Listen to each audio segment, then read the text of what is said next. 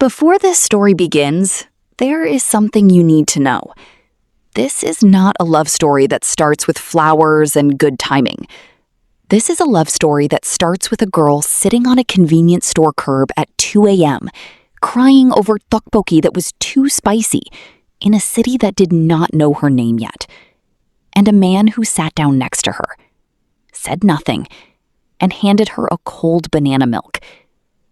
You might have seen that moment before if you found this video from the short, and if you did, welcome back, because what you saw in 60 seconds, that was just the beginning. That was chapter 1 of a story that goes so much deeper, so much darker, and so much more romantic than a convenience store curb at 2 a.m. Stay with me, because Zara's full story starts long before Seoul, and it starts with a decision that changed everything. Zara Mensah was 24 years old, and she was done. Not the tired kind of done, not the dramatic kind of done, the quiet kind of done, which is actually the most dangerous kind, because quiet done people make decisions at 11 p.m. on a Tuesday that the rest of the world does not find out about until the passport is already stamped. She was from Accra, Ghana, born there, raised there, educated there, employed there, and for the last 2 years, heartbroken there. The heartbreak was not even spectacular. That was the worst part. It was the ordinary kind. A man she had given 3 years to, who had given them to someone else quietly, in the background, the way people water a plant they intend to replace. His name was not worth remembering. She had already unremembered him. What she had not unremembered was the particular feeling of standing in a city that knew the old version of you and refusing to let you become a new one. Accra knew her as the girl who dated Kofi, as the woman who worked at the architecture firm on Ring Road, as the daughter of Dr. and Mrs. Mensah, who had very clear opinions about what their daughter's life should look like and when it should look like it. Accra loved her. Accra was suffocating her.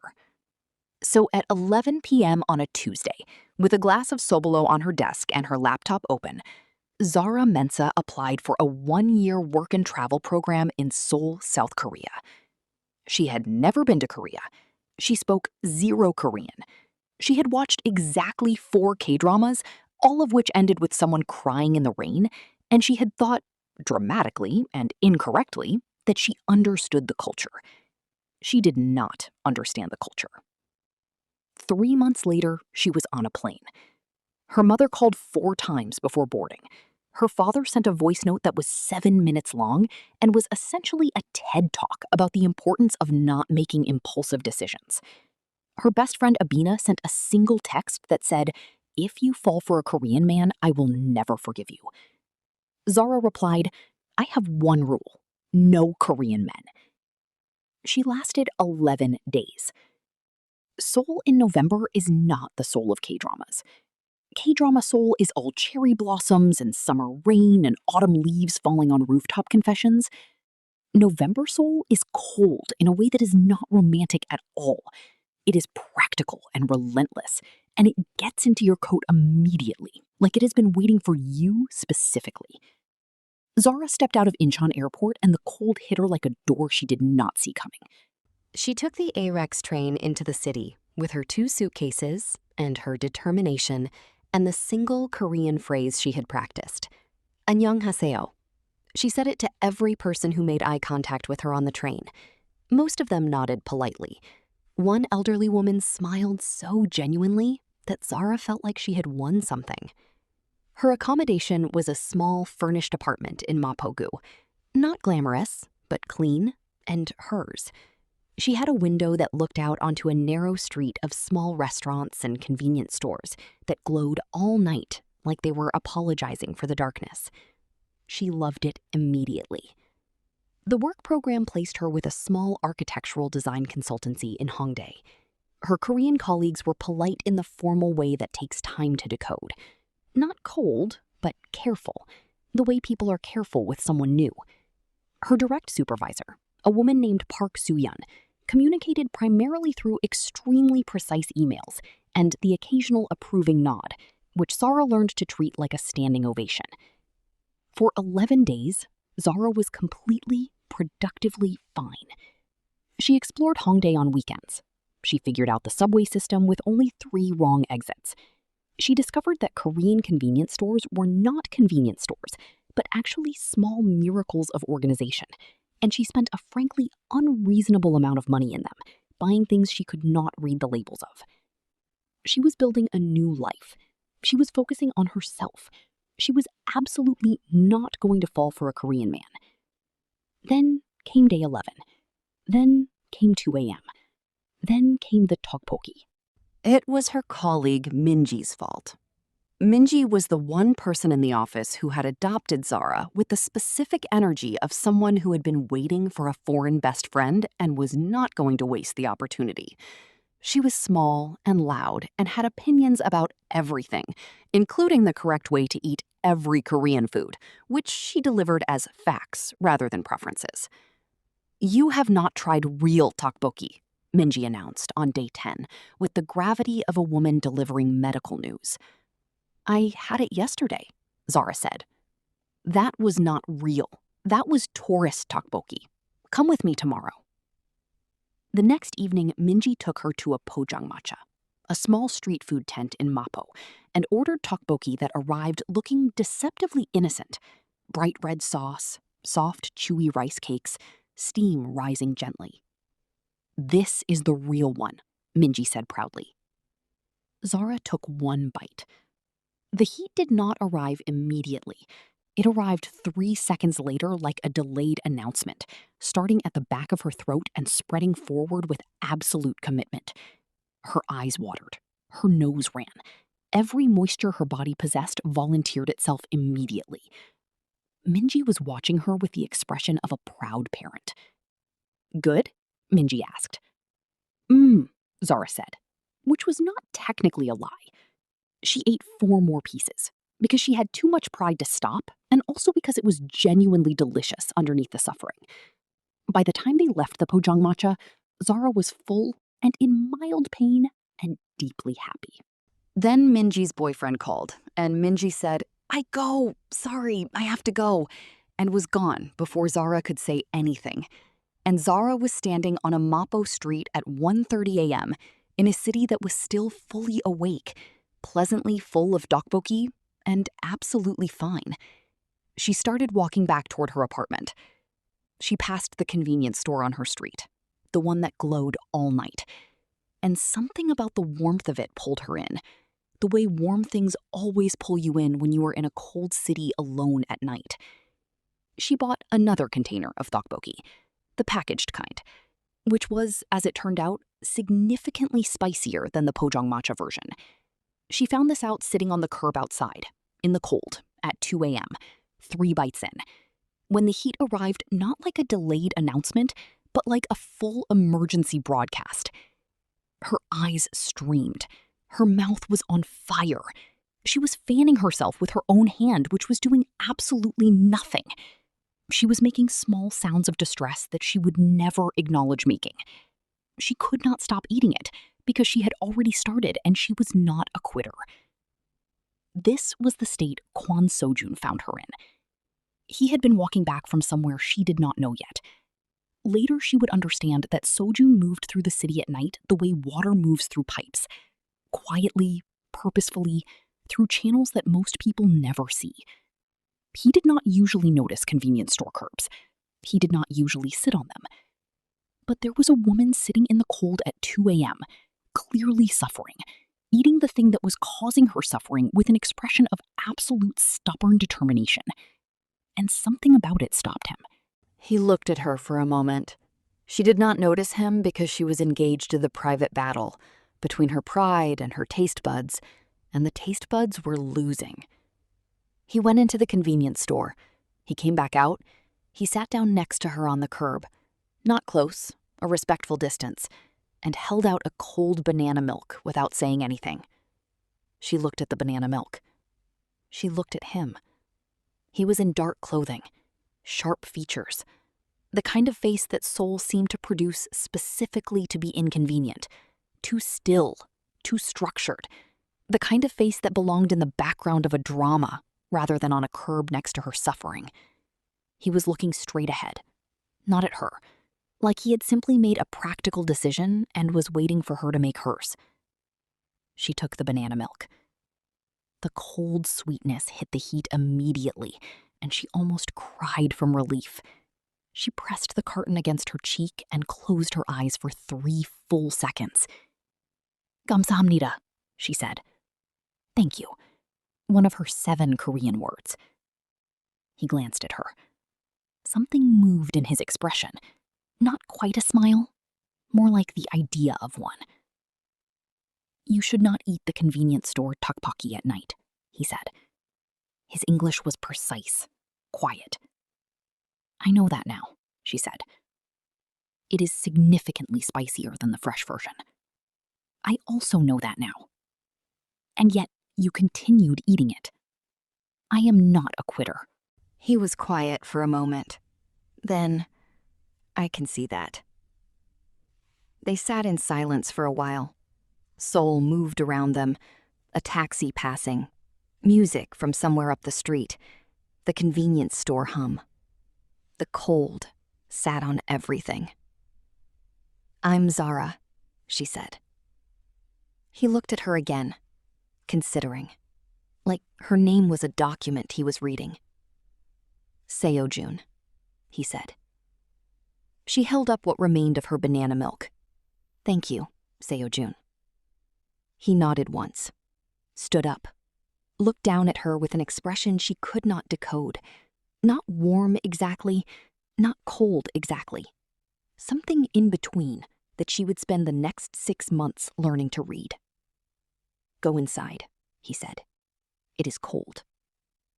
Then he walked away into the Seoul night, like he had simply been passing through her life and had not, in fact, just changed the entire direction of it. Zara sat on the curb for another 5 minutes, finishing her banana milk. Then she went inside. She texted Abena. "I met someone." Abena replied immediately, even though it was 2 a.m. "I knew it. Is he Korean?" Zara put her phone face down on the counter and went to bed. She did not expect to see him again. Seoul was a city of 10 million people. The chances of running into one man from a 2 a.m. convenience store curb were essentially 0. She told herself this. She believed it. She went to work on day 12 and focused on the architectural drawings on her desk and did not think about a face that belonged in a drama and banana milk given without being asked. She saw him on day 14. She was in the Hongdae Underground shopping arcade on her lunch break, looking for a coat that was warmer than the one she had brought from Accra, when she felt the specific sensation of being watched. Not threatening, just precise, like a spotlight that had found its position. She turned around. Seo-jun was standing approximately 10 meters away, also apparently shopping, looking at her with the same expression he had worn on the curb, reading her like a document he had already decided was worth his attention. She pointed at him. He raised an eyebrow fraction. She walked over. "You live in Mapogu?" she asked. "Sometimes," he said. "What does that mean?" "It means sometimes."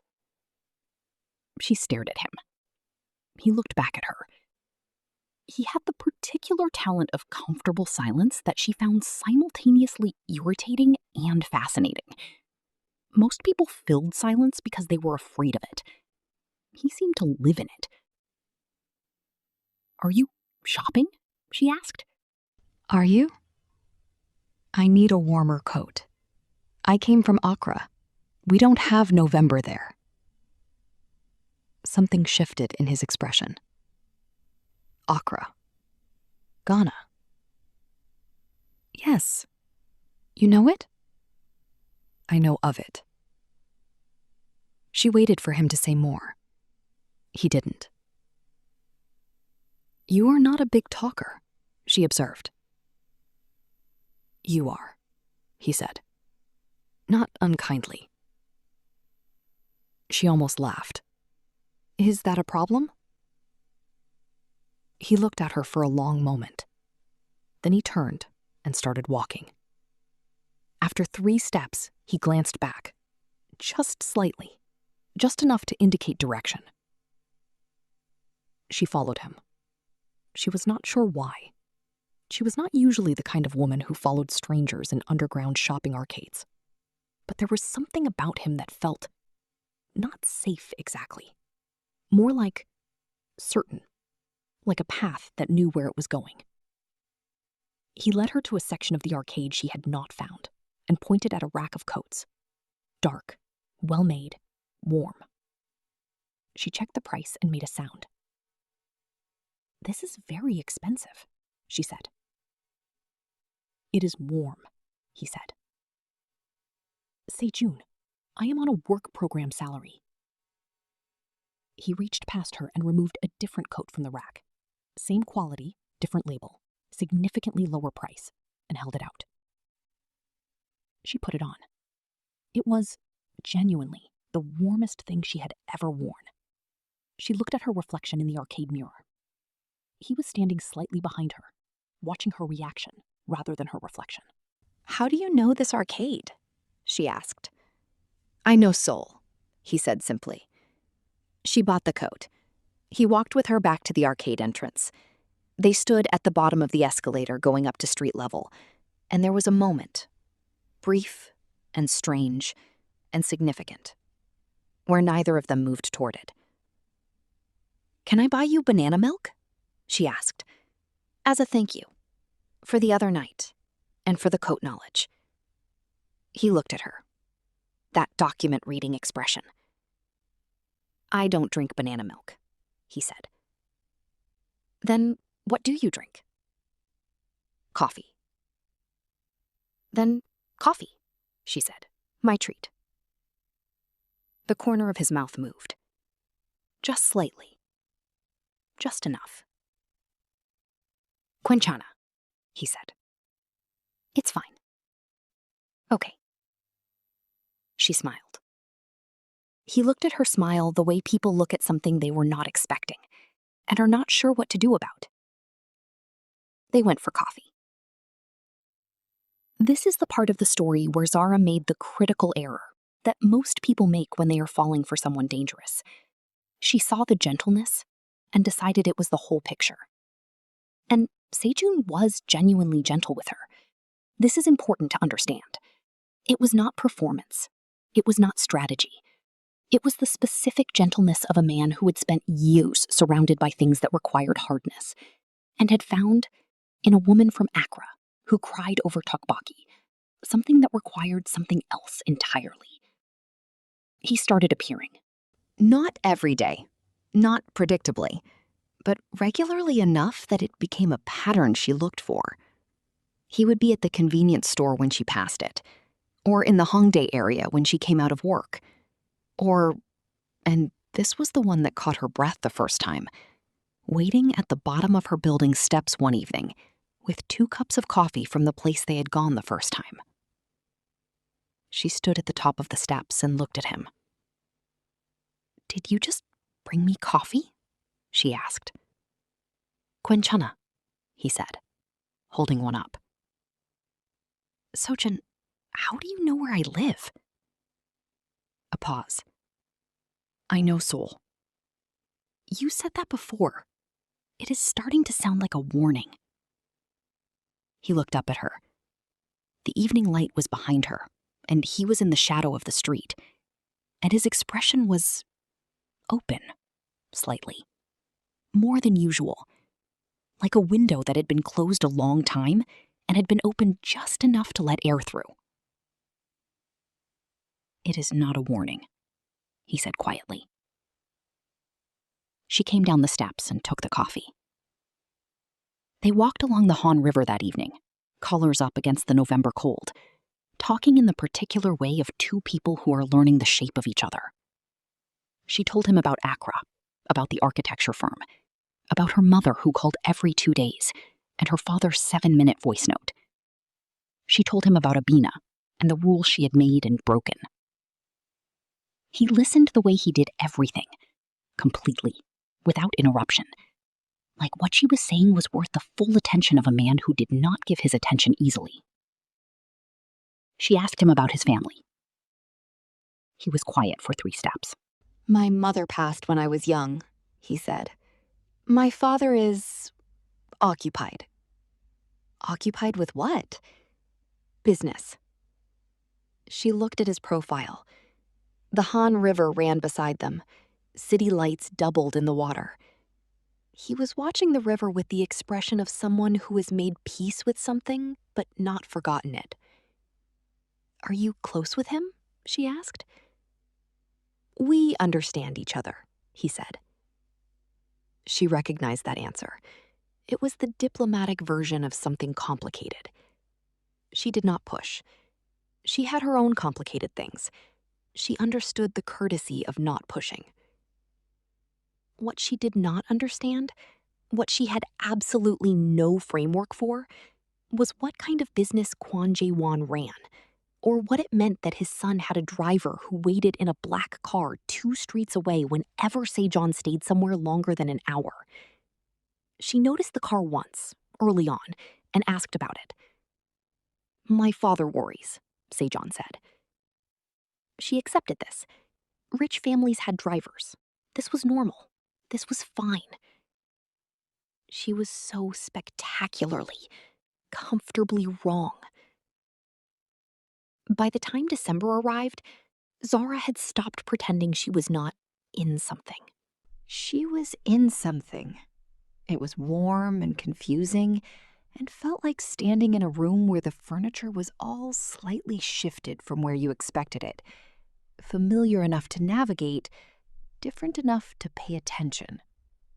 He was not like any man she had known before. Not because he was Korean. That was surface. It was something underneath. A quality of attention, a kind of care that expressed itself in actions rather than words, in presence rather than declaration. He learned she liked her coffee with oat milk before she told him.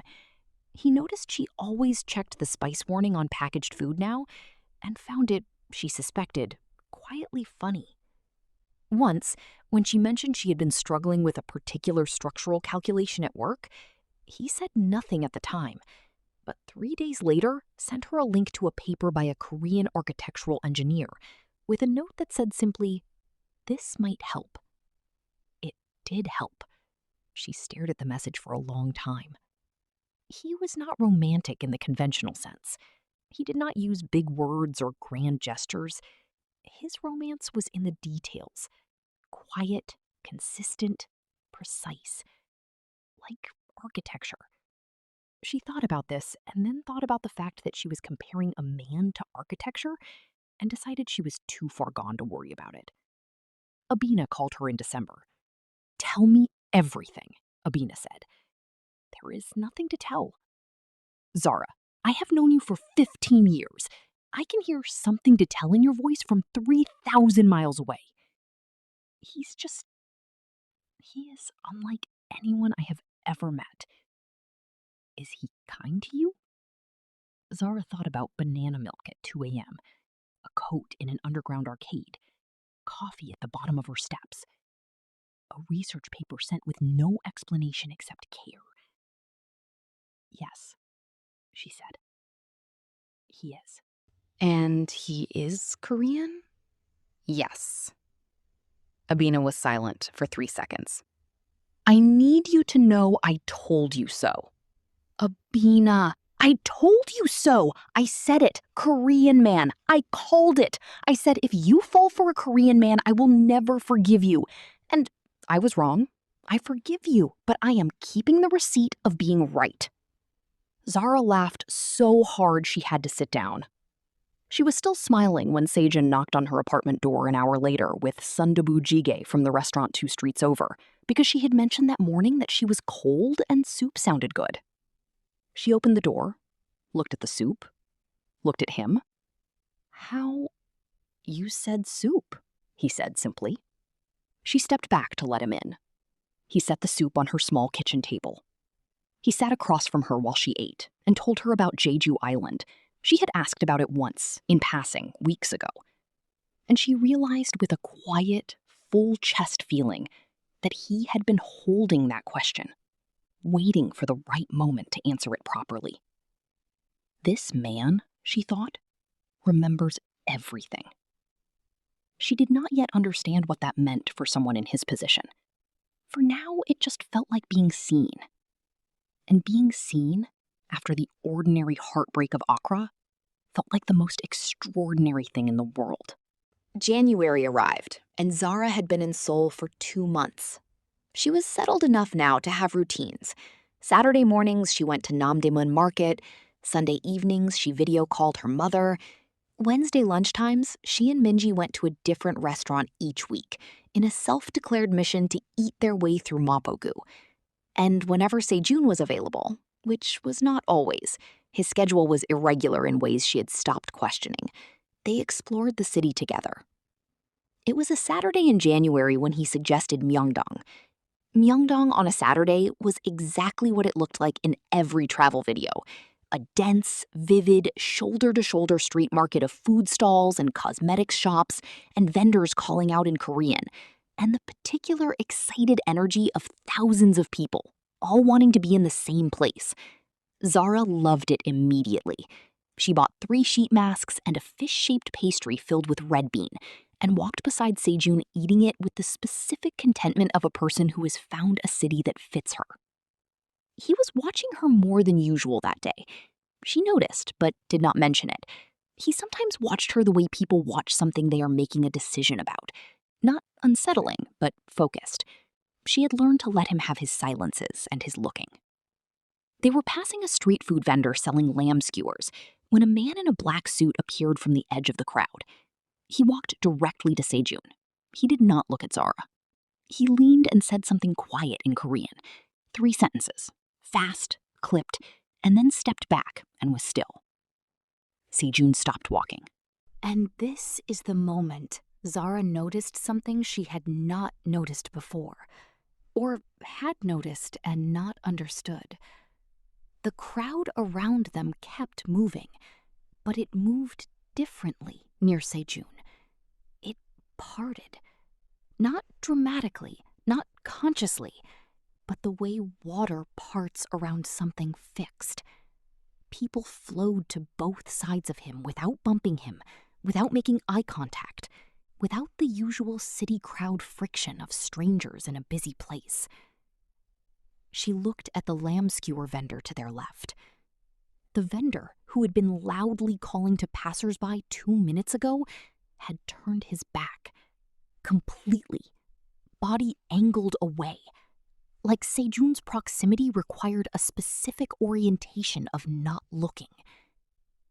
Zara's brain, which was very good at reading spaces. She was an architect. She read environments for a living. Assembled the information quietly and quickly. The man in the suit who appeared from nowhere. The car that waited 2 streets away. The way the crowd moved. The vendor who turned his back. The father who was occupied with business. The I know soul that had always sounded like more than geography. She turned slowly and looked at Seo-jun. He was already watching her. She would think about this later. The fact that he was already watching her. That he had been watching her the whole time. Calm. Still. The same face he wore on the convenience store curb when he handed her banana milk. Like this was simply another version of that moment. Another thing he was offering and waiting for her to decide about. Seo-jun. Her voice was very quiet, very even. Why is everyone afraid of you? Not a question.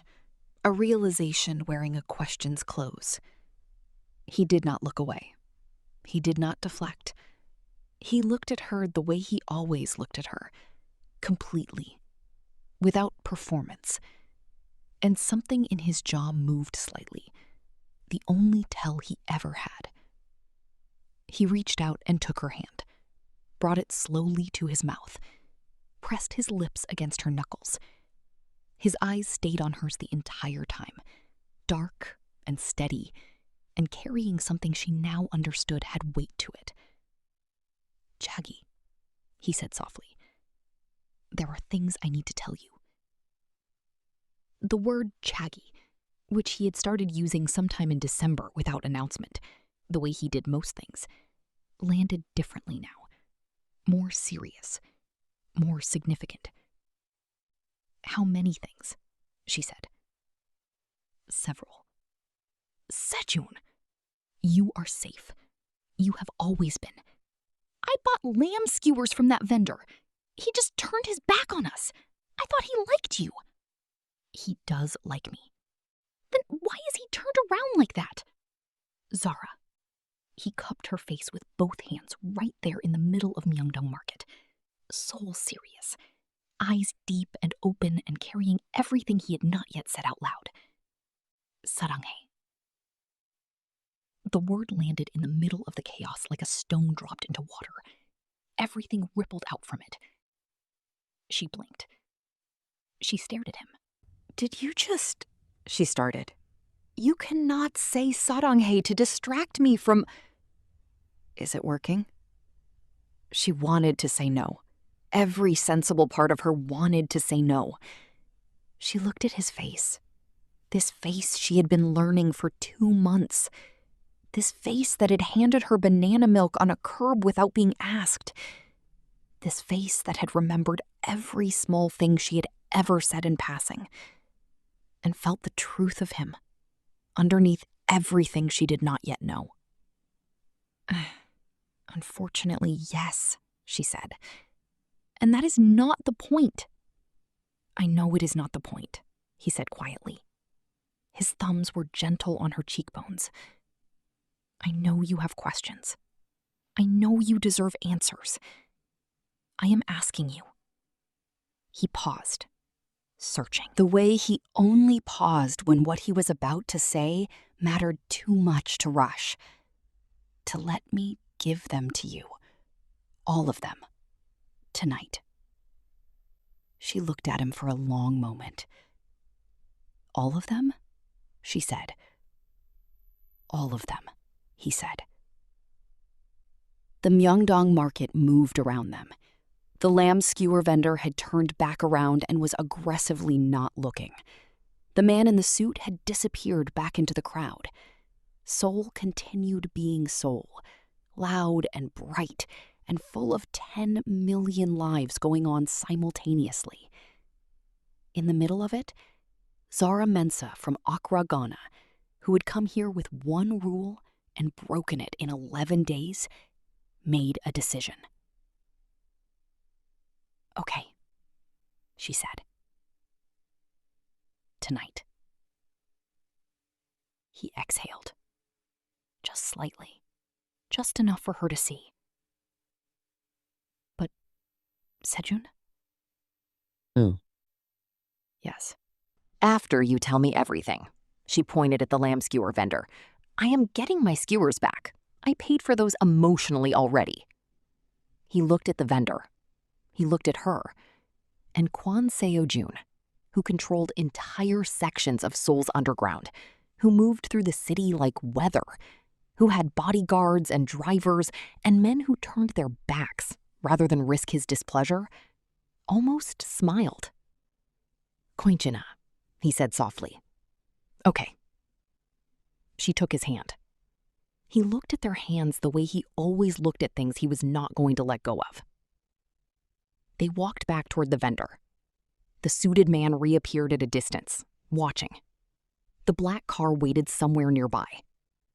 Seoul glittered and buzzed and had absolutely no idea what was happening in its own middle. But something was. Something that had started on a convenience store curb with a cold banana milk and was now, in the January cold of Myeongdong Market, becoming something neither of them had a complete word for yet. That night, he told her everything. Not in the way of confessions, not dramatic, not performative, in the way of a man who had decided that one person in his life was going to know the truth of him, completely, and had chosen her. He told her about the Kwon family, about what the name meant in Seoul, about his father, Kwon Jae-won, who had built an empire in the spaces between legal and illegal, in the industries that existed because demand existed, and someone was always going to supply it whether the law approved or not. He told her about growing up inside it, the education, the preparation, the slow transfer of responsibility that had felt inevitable from the time he was old enough to understand what his last name meant on the streets. He told her he had tried to leave. Once, at 21. He had gone to study in Singapore. Business, finance, the tools of legitimate power. He had stayed for 18 months. He had been called back for a reason he told her in a quiet, even voice that made her reach across his kitchen table and put her hand on his. He told her about the men who worked for him, the territories, the code, because there was a code, and it was more structured and more principled than she might expect, though he did not ask her to approve of it. He told her that the driver was not because his father worried. The driver was because Seo-jun was the kind of man who had people who wanted things from him, and people who wanted to stop him, and the driver was how he made sure neither group got too close. He told her she had been safe from the first night because he had made a decision about her before he sat down on that curb. He had made it while watching her eat tteokbokki with the commitment of someone who refused to be beaten by a snack. That is the least romantic origin story I have ever heard, she said. You were crying and eating simultaneously, he said. It was notable. Notable. You were not going to stop. Anyone else would have stopped. I told you, I am not a quitter. I know, he said. That is why I sat down. She was quiet for a moment. Outside his apartment, which was in Gangnam, which explained several things she had wondered about without asking, Seoul was doing its late-night version of itself. Quiet but never silent. Lit but not harshly. I am scared, she said honestly. I know. Seo-jun, this is not a small thing you are telling me. No, he agreed. It is not. And you are telling me because I told you Saranghae in Myeongdong market, and I meant it, and I am not the kind of man who says things he does not mean. He paused. And because you would have figured it out anyway. You read spaces. You read rooms. You were already assembling the information. She almost laughed. You noticed that. I notice everything about you, he said simply. Like it was just a fact.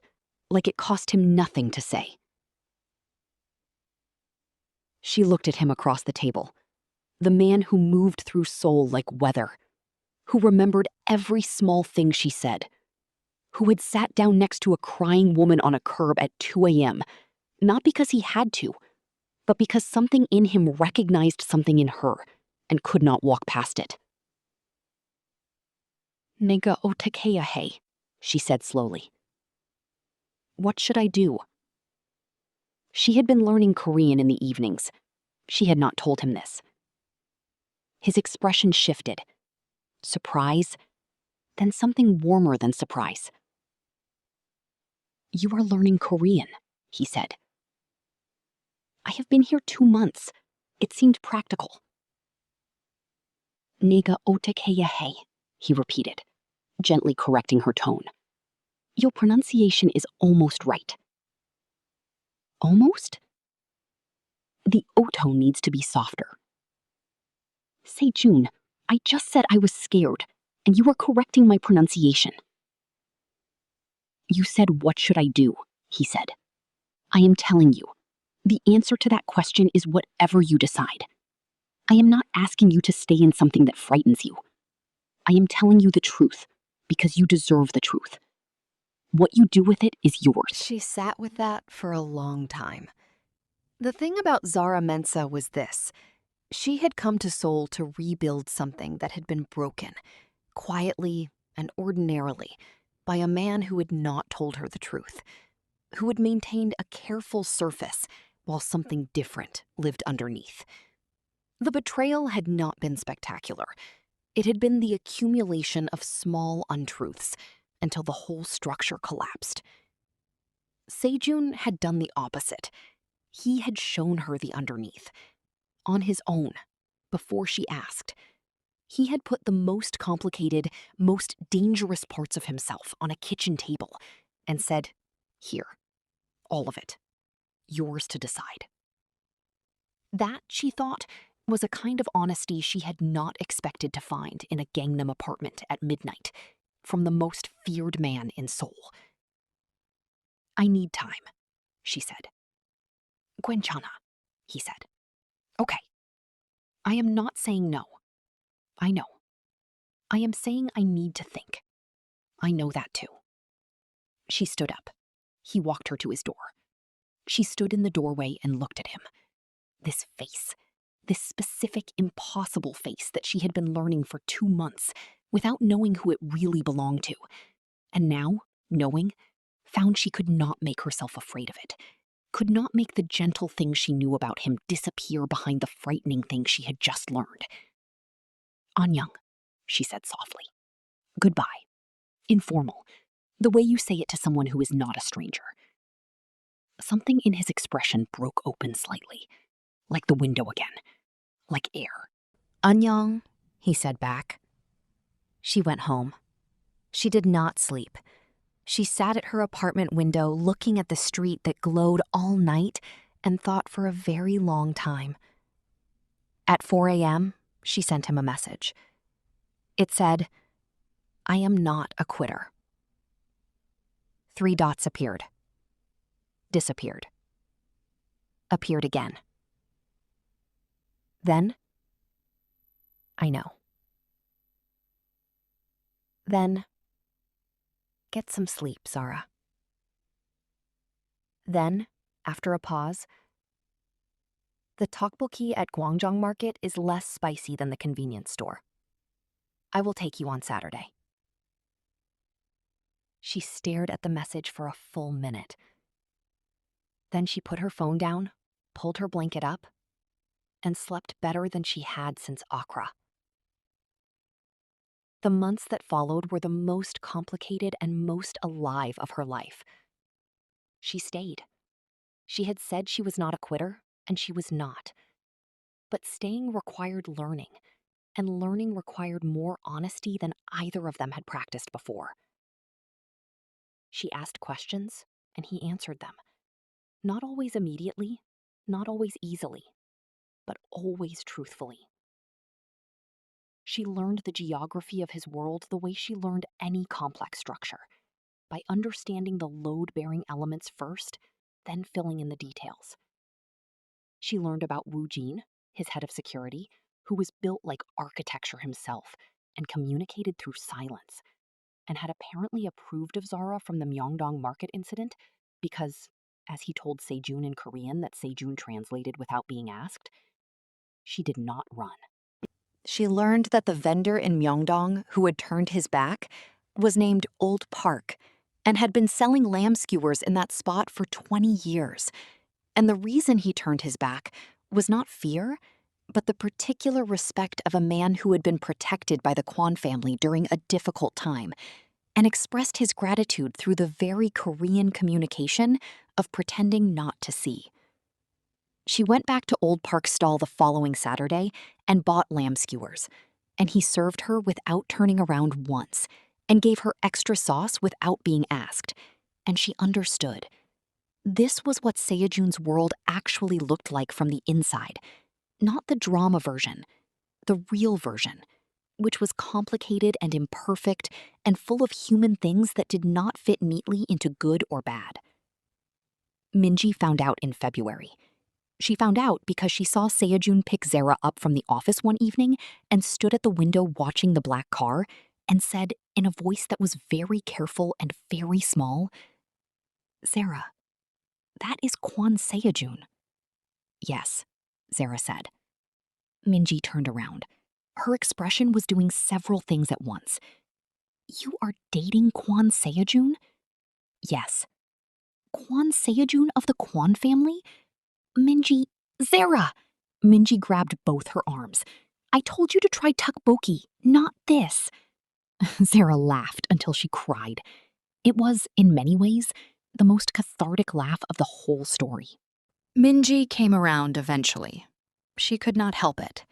She saw them together once, in March, when Seo-jun came to meet Zara after a work dinner and stood waiting outside without complaint for 40 minutes because the dinner ran long. And when Zara came out apologizing, he handed her the scarf she had left in his car that morning, without saying anything, just wrapped it around her neck himself. And Minji watched this and sent Zara a text from 4 meters away that said, "Okay, I understand now." Her mother found out in April. The call was 47 minutes long and covered topics including but not limited to safety, culture, the opinion of Ghanaian society, what her father would say, what her grandmother would say, what God would say, and whether Zara had eaten properly that week. Zara answered every question honestly. At the end of 47 minutes, her mother was quiet for a long time, and then said, "Does he make you happy?" "Yes, Mama." Another silence. "Is he kind to you?" "Yes." Then her mother said, in the tone of a woman setting aside 47 minutes of arguments in favor of one central truth, "Bring him to Accra when you are ready. I want to make him pepper soup and see what he does." Zara relayed this to Seo-jun. He said, "What is pepper soup?" She said, "The Korean equivalent of tteokbokki in terms of heat level." He said, "I can manage tteokbokki." She said, "Seo-jun, you have never managed tteokbokki. You ordered me banana milk." He said, "I will practice." She looked at him. This man who ran the Seoul underground and was prepared to eat Ghanaian pepper soup for her mother's approval. This man who had told her the truth on a kitchen table at midnight because she deserved it. This man who corrected her Korean pronunciation and sent her research papers and remembered every small thing she said, like they were all worth keeping. "Saranghae," she said, softly. Her pronunciation was much better now. He went very still. The way he went still when something mattered too much to respond to quickly. Then, "Nado," he said. "Me too." Which in Korean is a whole sentence in 2 syllables. Me too. I also. Equally. She had learned enough Korean by then to understand that Nado was not the full version. The full version was Nado saranghae. I love you too. But Seo-jun said Nado the way he did everything important. Quietly, precisely, leaving nothing out, but using only what was necessary. Nado. It was enough. It was exactly enough. The last thing you need to know about Zara and Seo-jun is this. She finished her 1-year work program in November, exactly 1 year after she arrived at Incheon Airport in a coat too thin for Seoul's winter. 1 year after she had made a rule and broken it in 11 days.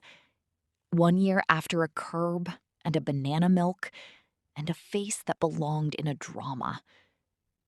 Park Soo-yeon, her supervisor, offered her a permanent position at the consultancy. She accepted. Her father's voice note about impulsive decisions was 6 minutes shorter than the first one. Her mother immediately began planning a visit. Abena flew in from Accra for a week in December and met Seo-jun over a dinner that Zara cooked, Ghanaian Kelewele and Korean Japchae on the same table, which was either fusion cuisine or chaos, depending on your perspective. And afterward, when Seo-jun stepped out to take a call, Abena leaned across the table and said, "Okay, I see it." "You see what?" Zara said. "Why you broke the rule." Abena picked up her chopsticks. He looks at you like you are the only fixed point in a moving city. Zara was quiet.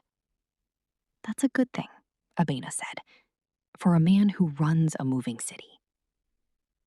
And now, before you go, I need 3 things from you, right now, while Zara and Seo-jun are still living somewhere in your chest.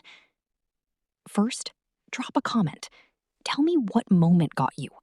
Was it the banana milk at 2 a.m.? Was it Natto? Was it Minji saying, I told you to try Tteokbokki, not this?